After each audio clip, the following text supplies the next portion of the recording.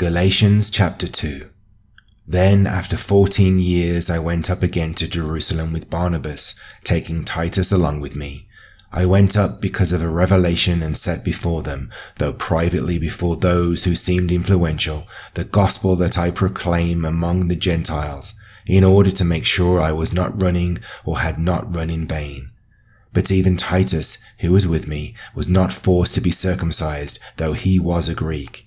Yet because of false brothers secretly brought in, who slipped in to spy out our freedom that we have in Christ Jesus, so that they might bring us into slavery, to them we did not yield in submission even for a moment, so that the truth of the gospel might be preserved for you.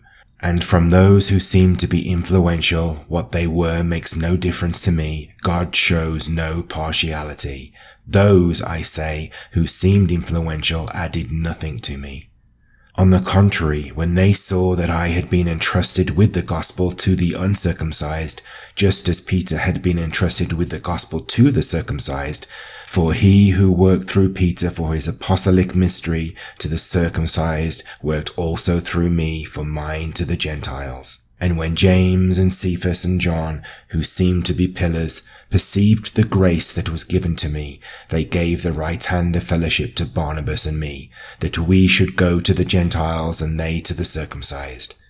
Only they asked us to remember the poor, the very thing I was eager to do.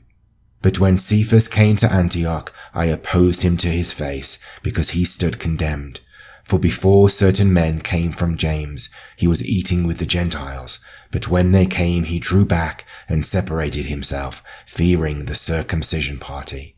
And the rest of the Jews acted hypocritically along with him, so that even Barnabas was led astray by their hypocrisy.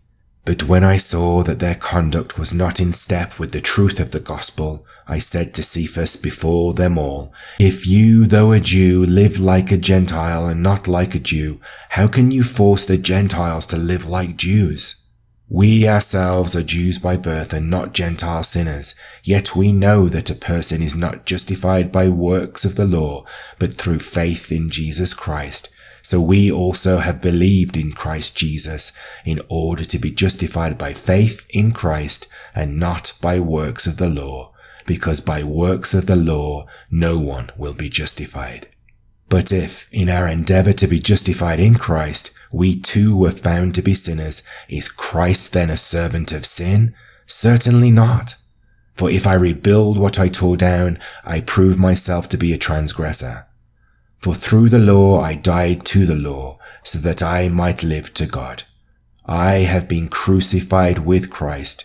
It is no longer I who live, but Christ who lives in me. And the life I now live in the flesh, I live by faith in the Son of God, who loved me and gave himself for me. I do not nullify the grace of God, for if righteousness were through the law, then Christ died for no purpose.